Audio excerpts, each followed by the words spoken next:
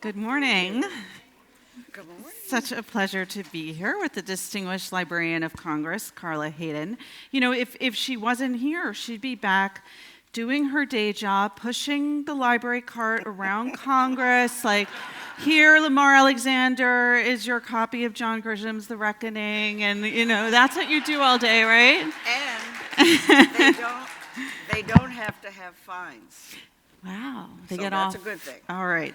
Let's start with the obvious question, which is that, you know, we should all know the answer to what the Librarian of Congress does and to what even the Library of Congress is. I don't think we do. I think we know that it's America's main library. We know that it's the place that houses every book published in this country, I think. We know it was burned down. You're going to correct me on all the facts I get wrong. It was burned down by the British in the War of 1812, that Jefferson's library provided the foundation for the restored Library of Congress. I don't think he donated it, right? Did they have to buy it? He had an opportunity to sell his book collection that at the time was the most comprehensive book collection in the United States in 1814, 6,000 volumes, and it included books in all languages. He had the Quran. It was a wonderful collection. And yes, the British, bless their hearts, used books from the collection that was in the Capitol. The Library of Congress was actually in the Capitol.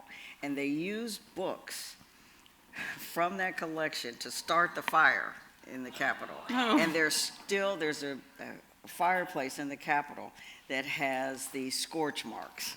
Oh my God, I'm going to ask you about like what your special secret tour of the building looks like when you take people around. But let's start with a very foundational question, which is, what exactly does the Library of Congress do? Then we'll get to what you do. And it was interesting when you mentioned that it has all of the books that have been ever published. And I made that mistake, in fact, thinking, oh, it has to have all the books. It doesn't. It has over 171 million items. It collects in 470 languages. Half of the collection is in languages other than English. It has the largest collection of, and you can go over so many superlatives, the largest collection of comic books and comic art, the largest collection of Bibles and religious texts, photographs, just every format, film, Jerry Lewis's home movies, where you can see Liza Minnelli at 2 years old at a birthday party in the on the estate. It's all of these wonderful things. And it is the National Library for the United States with a worldwide collection. And we serve Congress. That was the original mission. It started with about 600 law books in the U.S. Capitol in 1802. It grew. British came, started the fire. Thomas Jefferson was retired at Monticello, and you can still see at Monticello, and we've been in contact with them about making sure that people know that those books, his foundational library, were in Monticello, and they are recreating that. So 6,000 volumes came to the Capitol, and then over time the collection grew and grew, and in 1870 the Library of Congress became the administrator of the U.S. copyright process. And that's when the collection really expanded, because every day right now the Library of Congress selects from everything that's published about 10,000 to 12,000 items. Who's making that call? Oh, Like whether if you you're in think or that out. I have a good position as Librarian of Congress, the librarians that get to select those materials have the best, because they get to make the decisions about what items that are coming in. Now, you might not know that copyright includes everything that is up for copyright. Video games, wallpaper, that's the one that got me. There were a couple of times I thought, oh, I like that wallpaper. But wallpaper, you'd be amazed at what people copyright, but it's the materials that are coming through, newspapers, all of those things. So those librarians, that's the dream They're job. the deciders. What is the bulk of the work of the Library of Congress, like if you had to boil it down? It's providing information and resources for the Congress first and the American people to answer questions. We have, similar to what this library does, we answer questions, we provide the resources, and then because we have the papers, and sometimes I just love it, you have to excuse me.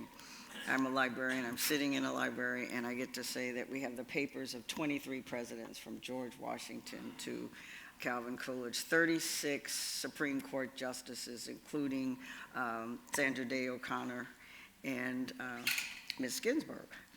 We're working with her, Madeleine Albright, Leonard Bernstein, George Gershwin, so we'll get into all that.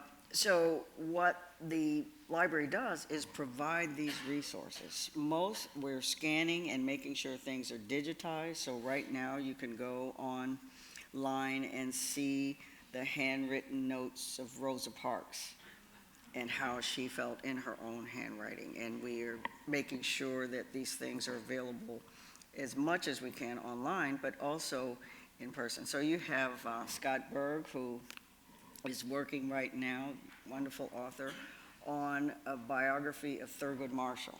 He did Charles Lindbergh And he did the Woodrow research there. Wilson. David McCullough, his book on Orville and Wilbur Wright, right there at the Library of Congress because we have their papers. And it includes all kinds of diaries, Clara Barton's diaries. And she suffered from depression. And so you can look at her diaries and you can see in her own hand that she wondered if she'd be able to carry on. So all of these things, we are the caretakers and we make sure that the items are available for researchers. So before the internet in New York, where I live, there was this amazing service, I think it still exists at the New York Public Library, where you could call this one number and ask any question and a librarian would answer that question for you. So my question is there, I imagine in part before the internet, you were kind of that, right? Oh yes, and right here, I met the telephone reference, we call them, librarians, right here at Rancho Mirage, this library. They're doing it. They have 2 full-time librarians that are answering questions. And you would wonder why, in the age of Google, would that still need to be happening? So the Library of Congress, we do a lot of it online. And you can email in your question. And there is a librarian who will try to answer your question. Your immediate predecessor as the Librarian of Congress, I think, took up on his mission really digitizing the Library of Congress. Dr. James Billington, a noted Russian scholar, 28 years at the helm of the Library of Congress, and he was librarian in the 1990s when digitization really was getting going, and so the library started a very aggressive, it's been about 20 years now that the Library of Congress has been at the forefront of digitizing these wonderful collections. And when you think about digitizing, it's not just enough to almost photocopy. I'm making this motion. You're not screenshotting Clara Barton's diaries. Right. You have to, because they're sometimes fragile. Teddy Roosevelt's diary, that's about this big. And you have to place it carefully and scan it and do all of that. And then, just because you have the image, what if someone wants to type in Teddy Roosevelt worst day in his life, February 14th, the day he put an X when his mother and his wife died on the same day in the same house. Valentine's Day. So you have on Valentine's Day, that's when he left, he was in his late 20s, that's when he did his westward and all of that, and really that. So to get access to what has been scanned, you need humans, we still need humans, to pick out the keywords. And that's where this scanning becomes something that's useful, that you could do it. And that's another set of librarians. And we're asking the public to help us now. We have a program that's modeled after a program that the National Archives started called By the People. And we are putting up copies of manuscripts. The first set was Letters to Abraham Lincoln. Oh, I forgot to mention, I tell you, as a librarian, this is really, we'll talk about hair in a minute. I know, you're wondering, hair? I am wondering, yeah. I thought you would. I don't think that's copyrighted. We have a lot of hair. We have a lot of hair. The contents of Abraham Lincoln's pockets the night he was assassinated. So we have that. Wow. What was in his pockets? Well, he had, and it's, you know about, I'm from Illinois and spent summers in Springfield, Illinois, so I know, Lincoln. He had 2 pairs of spectacles, and he had a little device to clean the spectacles. He had a handkerchief with his initials on it, and he had a billfold that had a $5 Confederate bill. Yes, very interesting. He had just visited down there, and he had that, and he had newspaper articles, about 6, that were somewhat critical of him, and you could tell they were well worn. And then the thing that humanizes him, he had like a button that had come off of something, a jacket, and you think, just like you would put a button, comes off, he put it in your pocket, and he had that. Wow, I feel like that you've totally humanized and modernized him. The fact that he had the Yes. clippings, it's like people checking themselves on Twitter. And the theory, and he was like tucking them away. right, and the theory about that, and the librarians that have, we have curators and librarians who have PhDs in just about everything, double masters, all of these stupid types of things. Very soft-spoken. Can you use the microphone? Oh, I'm soft-spoken. Oh, for a librarian, that's really, that's a occupational hazard. Though sometimes in my office, they don't think that, because that's where I can let loose a little. So that's one of the things about bringing these primary sources, the letters, the diaries, the contents of the pockets of these iconic figures to life, so people can realize these were human beings. Clara Barton had depression. Teddy Roosevelt suffered a great personal loss that they overcame different things. Rosa Parks talks about how lonely and desolate she felt when she was arrested and in jail. She had been an activist and things, but there's another thing to be there, and the things that she suffered afterwards because of her stand. So bringing life to these historic figures is something that we're trying. So by the people, we put up and scanned materials, and we started with Letters to Abraham Lincoln from his presidency, and we had 27,000 letters that people were writing. A lot of them were, please, Mr. President, my husband was a colonel in the Army, and I need to do this. And so we are asking people to help us transcribe. What we found quickly was that younger people sometimes have difficulty reading cursive writing. And writing it. Much less writing it. So you pair a more mature person who might be able to read the cursive with a younger person who could do the typing on the computer. You have an intergenerational program right away. You might get some volunteers here. Yes, we do. You could just go up, and we're putting up different things. So the Teddy Roosevelt diaries, the Clara Barton, all of these things. We just put up Branch Rickey, if anybody's a baseball fan. We have his scouting reports. And it's wonderful because you see what he thought about Ernie Banks. Said he can hit. And one of the joys, we did one of our first interactive exhibits, because we're doing more now with exhibits. Put the things on display, really. And so we had an exhibit on baseball, because we have the world's largest collection of baseball cards, too. All of that, and these branches. So we had Mr. Henry Hank Aaron got a chance to look at the exhibit. And in the case was his scouting report that he had never seen.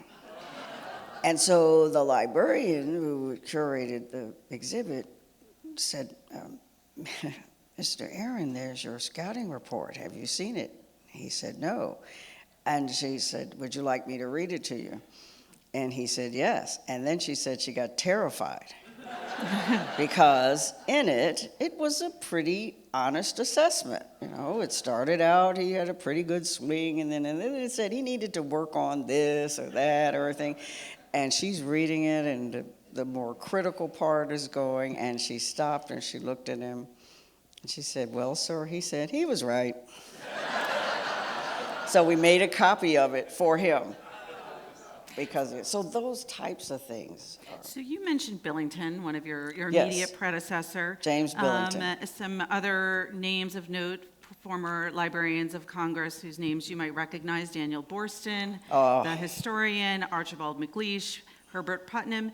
Did you have a role model going in? Did you have someone who had been a previous occupant of your office that you thought, I want to do? I did a lot of research. I mean, you started out, the first librarian. I feel like that's not surprising. It's kind of a librarian thing to do. Think about it. A lot of librarians on Jeopardy, because we just like, we like facts and stuff.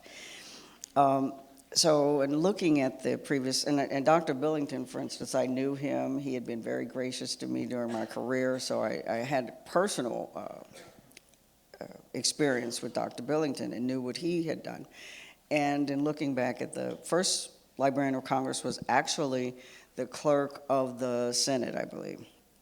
So that was Mr. Beckley, and from 1802, and but it was Daniel Borston that when he talked about opening up the library and making it more accessible and reaching out to as many people as possible, that they would know that we have this national library with a worldwide view. That was where I looked to a lot of things because that resonated. I mean, Daniel Borston was a historian. Yes. He was not a librarian. No. You're actually a relative rarity in that you are a trained and, in practice, lifelong librarian in the position of Librarian of Congress. How does that make your approach different from others who don't come from that background? I'm the 14th, and I'm the third Librarian of Congress to have library experience. The first two were directors of public libraries, one the Cleveland Public Library and another the Boston Public Library. So the two librarians that preceded me had that public library background. And at different times, you've had historians, you've had a lawyer, you've had different people with different backgrounds. And in looking at the history, it has been very helpful to have people with those backgrounds at different times. When you had Daniel Borston, who was able to talk directly to the president and raise the profile of the Library of Congress, that was very significant, to be able to have someone that could make the Library of Congress on par in some ways with the Smithsonian. Think about what's in Washington, D.C. and the cultural and education institutions. So at this time, when libraries are evolving and changing and moving, it, I hope, is going to be helpful to have a librarian who is able to look at this largest library in the world with treasures untold. We'll talk about hair. And say, let's share it with as many people as possible and reach out to all types of libraries. We are their resource as well. So you mentioned that Borston had a direct line to the president. Presumably you had that as well with President Obama, who not only named you to this position, but had known you and previously before you. And what's interesting about that is it wasn't, I wasn't visiting the White House or anything like that. He had known me as a librarian in Chicago when I was working as the first deputy librarian, first deputy commissioner, chief librarian, a very Chicago title. That's why I just / chief librarian at Chicago Public. And so I had interactions with the city government at that time, and that's where I'd been. And so fast forward years later, years later, when I was part of a group when my predecessor announced his retirement, the administration reached out to the library community writ large because it had been 28 years. So they had people from the library community asking them, what would you like to see the Library of Congress do and be? And so I was part of that group. And then to be selected and go through a process and then have the ultimate job interview, sitting next to a person that you knew years ago and is now the President of the United States, was a little daunting, Yeah.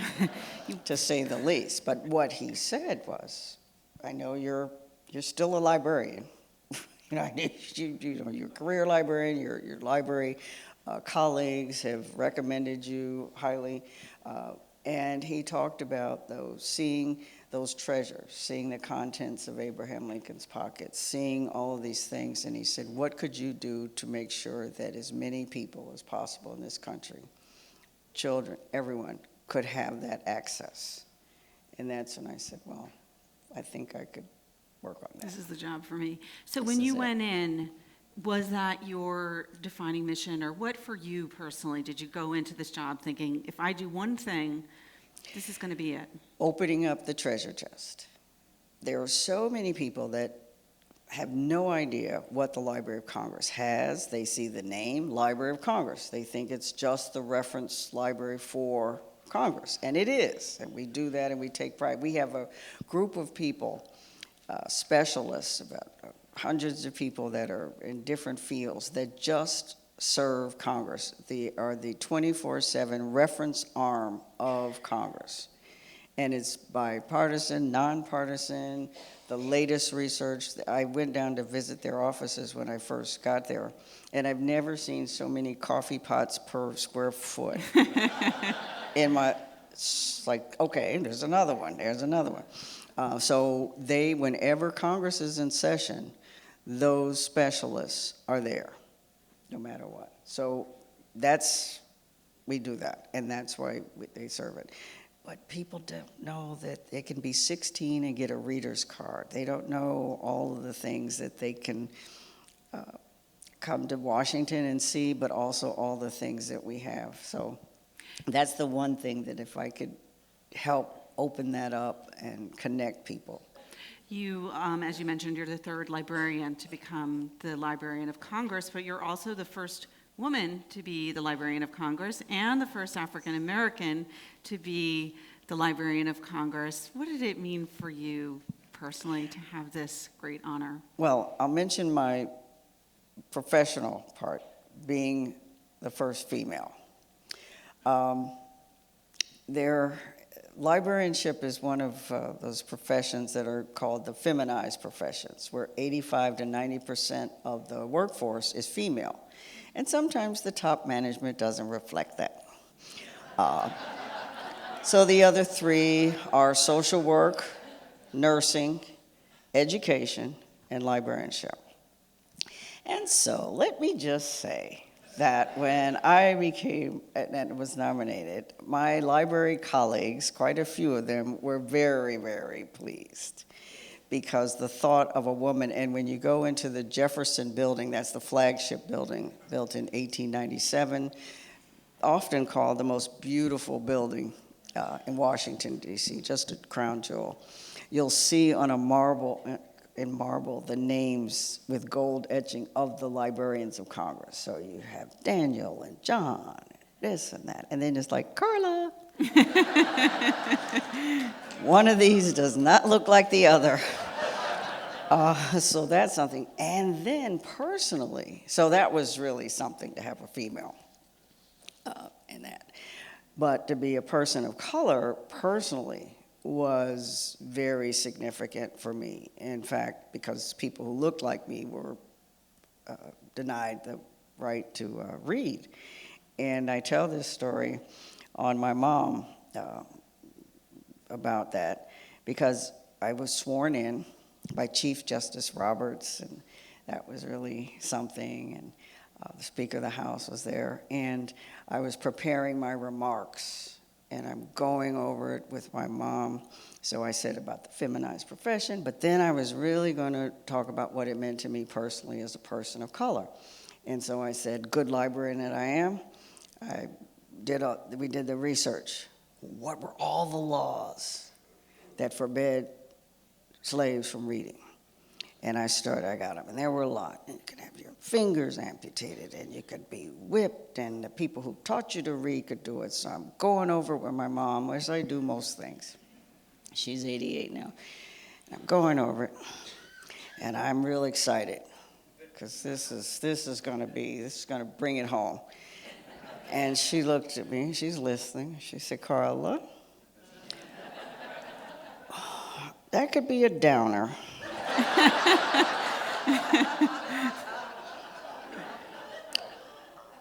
My friends will be there.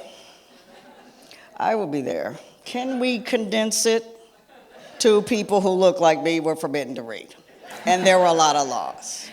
So in the official document. And then I have to tell this on her because she's not here, but I mentioned that I'm from Illinois, and I grew up going in summers to Springfield, Illinois, and it was Lincoln Logs and Lincoln and New Salem, and my relatives are buried right there with Lincoln's tomb, so, New Lincoln. So when they asked, what Bible would you like to be sworn in on, the Library of Congress has the Lincoln Bible. And it had only been used 2 other times, one by President Lincoln, and then one by President Obama because of his connection. But mine was different because this was really that. And so they asked, my mom was going to hold the Bible, and the curators, and you have to take it out of this vault and wear white gloves and all of this. And she was going to hold the Bible. So they sent me home with an exact replica of the Bible.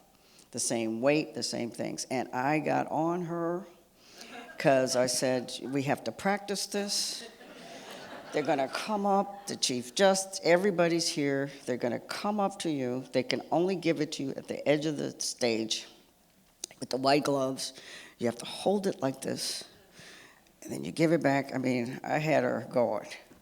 There was you probably have seen this speech or heard about it, and he's probably given it more than once, but when John Lewis won the National Book Award for his trilogy, March, about his role in the civil rights movement, when he gave his acceptance speech in New York, he talked about how he was not able to go to his library, and he was crying as he accepted that speech, and there was not a dry eye in the house. Well, mine was a little different.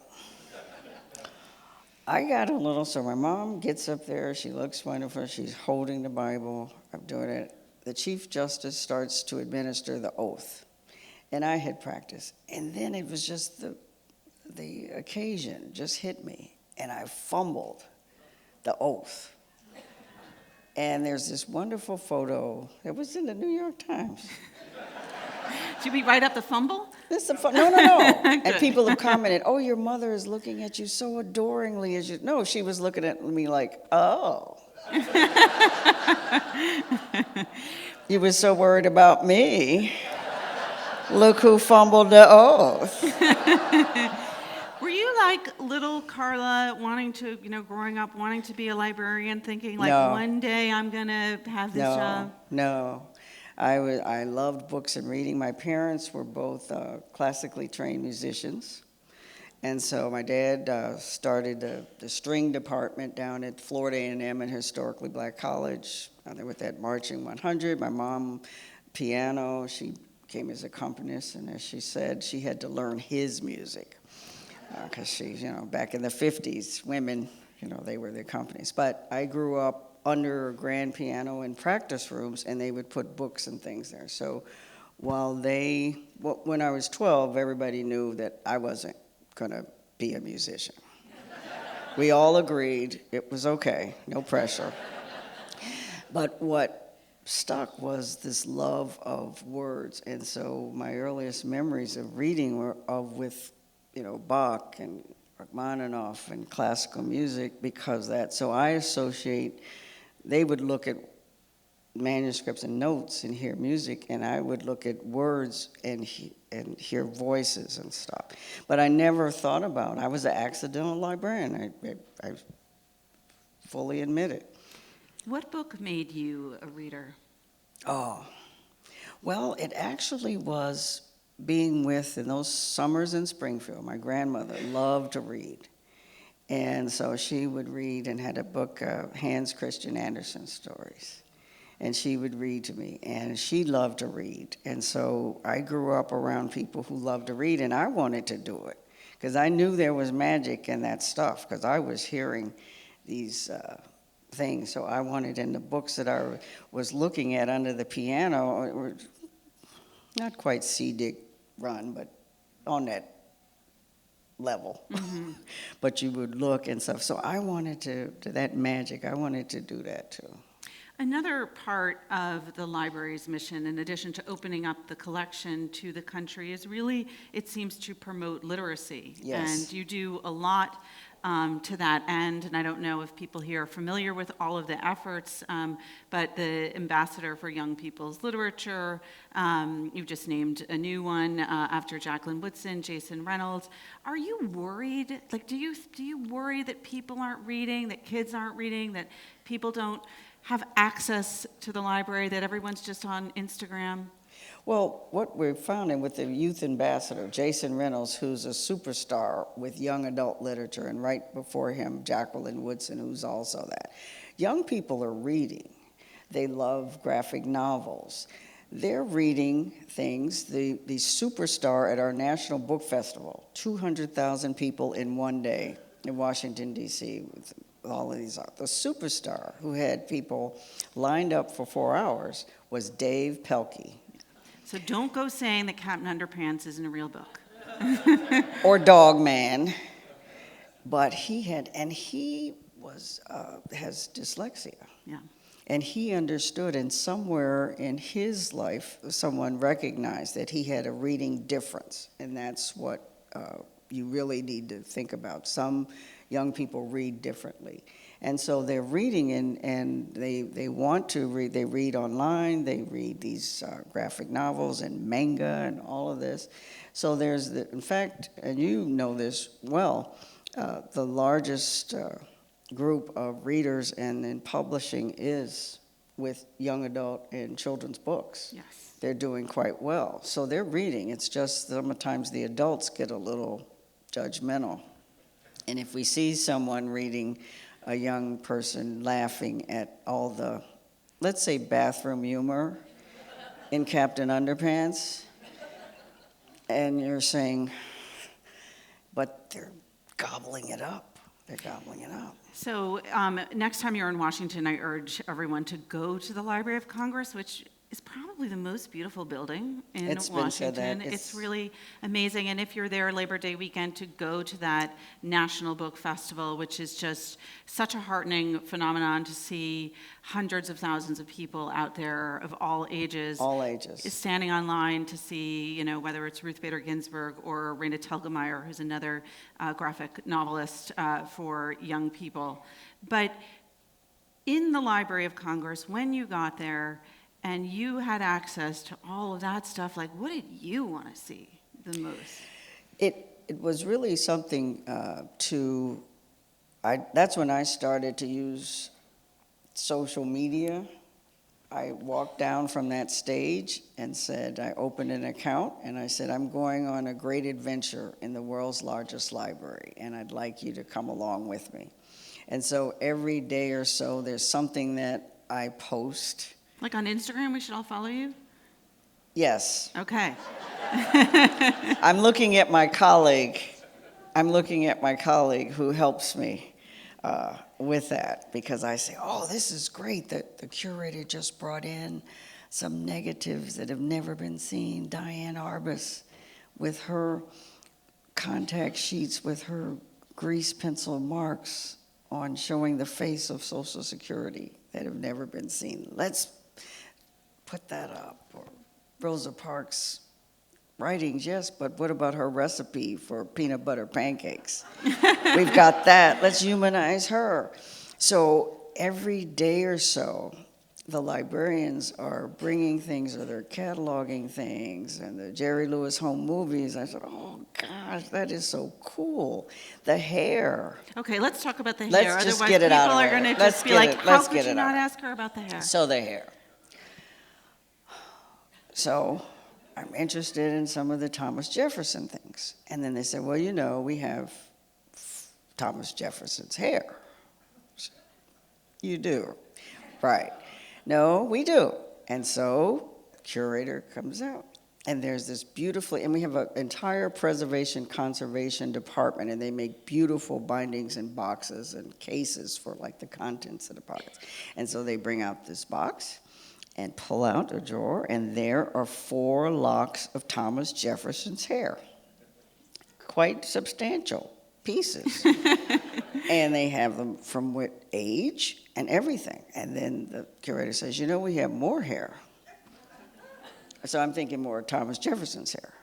No, we have one of only 3 locks of Beethoven's hair. So, okay, bring it out. Bring out that, and of course, Sigmund Freud. You know, we have the papers of Sigmund Freud, and there's a very suspicious looking vial that they had that has nothing in it. And so all of these things, but we have other hair people not as famous. Less But famous that hair. was a kind of thing that memorializing people after they died, to clip their hair, put them in lockets and things like that. I could ask Carla 10,000 other questions. I want to open it up to all of Oh, you. yes. Ask a question. I'm going to repeat the question before Carla answers. So raise your hand and try to project, and please don't be shy. Right up here. Can anybody get a Library of Congress card? Yes. How does one do that if they don't live in Washington? I'm going Yes. to repeat the question. Can anyone get a Library of Congress card? Because now everyone wants to be a member, right? Thank you. Of the Library You of should. Congress? You can get a reader's card at 16. And that's why we want to work with young people, especially in the immediate area. And so we've started some programs with them to say, you can get a library card. And you can go online and try and register. But can you So take the the hair out? LLC, no. No. I can't even take some things. There's a treasurer's vault that has things like Thomas Jefferson's draft of the Declaration of Independence in his own hand, with annotations by B.F. Benjamin Franklin and J.A. John Adams. What surprised you or moved you the most when you saw it in the collection? There's so many. I think it was that button. That button, and thinking that night, Abraham Lincoln, who really didn't want to go to the play that night, and that all of the things that happened that led up to him being there, and to think about having a handkerchief and all of these things that were in his pocket. That's what gets, because it really brought it home. This was a human being that didn't know that night. But we have his life mask. He sat about 4 months before he died, because he was very concerned about being portrayed accurately. And we have his life mask. And so you see that, and it's something. So those types of things that bring it home. More questions? Yes. Do you do docent tours? Yes. Okay, the question is, do you do docent tours? Get one. Taking our 11-year-old, is there something appropriate? Yes, and for the Docent Tours, we have a wonderful group of volunteers. They go through a training program. I'm going to go through the training program because it's like 16 weeks, because you get the architectural features of the Jefferson Building, and so there will be, you can sign up when you're there for a tour, and they have docents who work with young people in particular, and they have kind of cool things like the National Treasure type of thing, and really bringing it to a level that the young person can get excited about what the library has. So definitely take one of the tours. They're very, very special. You have to sign up again. You don't have to. You can go in that day. Yeah.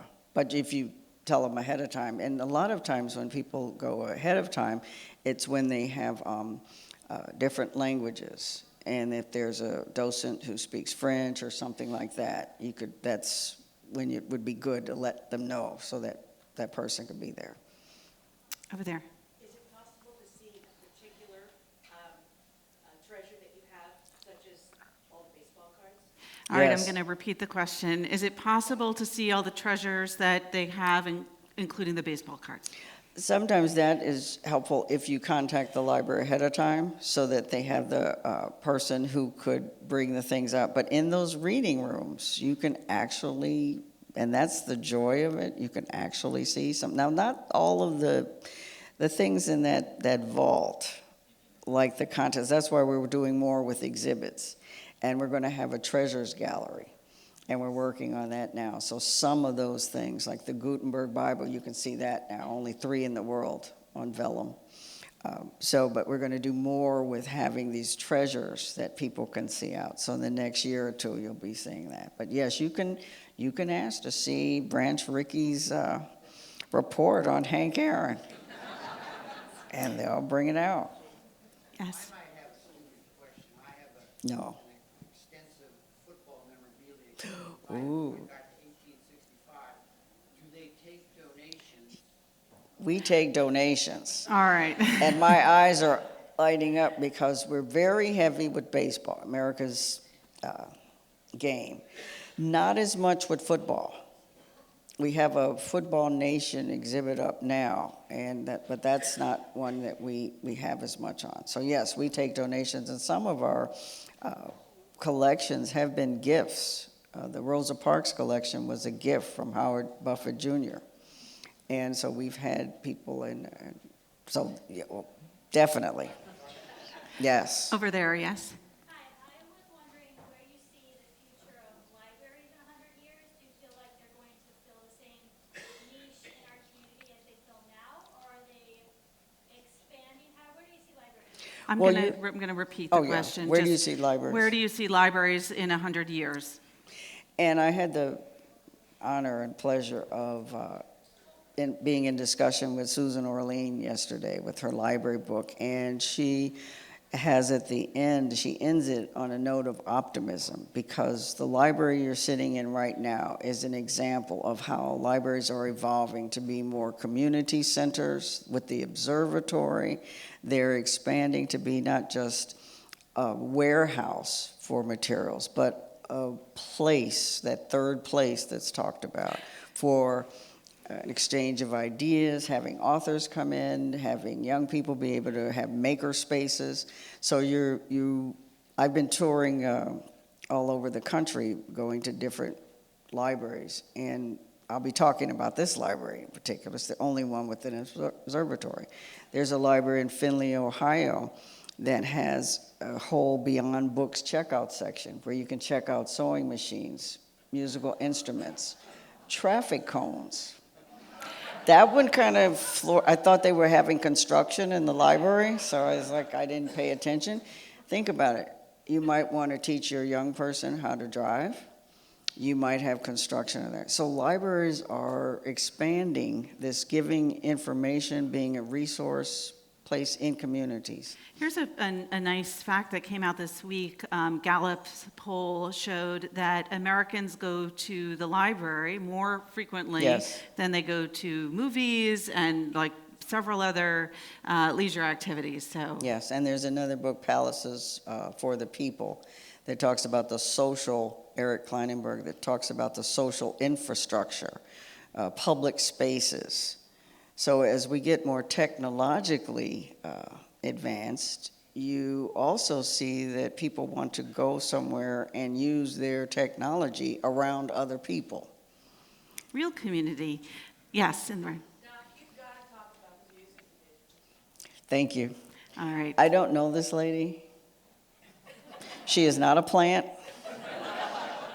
but I really appreciate it because I kind of touched on Beethoven's hair. It's got, Mozart. And it's so ironic because as the child of musicians with no talent, to be part of this is something, but the scores of the archive of George and Ira Gershwin, Rodgers and Hammerstein, Leonard Bernstein, Jesse Norman was the last collection that was, we're still working on it, before she passed. She said she'd like her collection to be at the Library of Congress.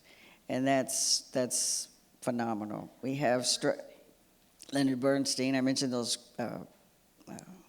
little, his grades and things like that. So when you think about, you could put together, and we're going to do this, Mozart, a famous piece that he had, and he does this for the piano part. George Gershwin, the piano piece, he does that. Leonard Bernstein does that. They do that for the piano piece because they are going to play it. So in the manuscript, you just see that because he doesn't need it. And Rachmaninoff's furniture and Paganini, all of that. We are unfortunately out of time, but I want to say, how lucky is Carla Hayden to have this incredible job? I and think how blessed. fortunate are we to have Dr. Hayden as our librarian in Blessed. chief? So thank you. Thank you so much.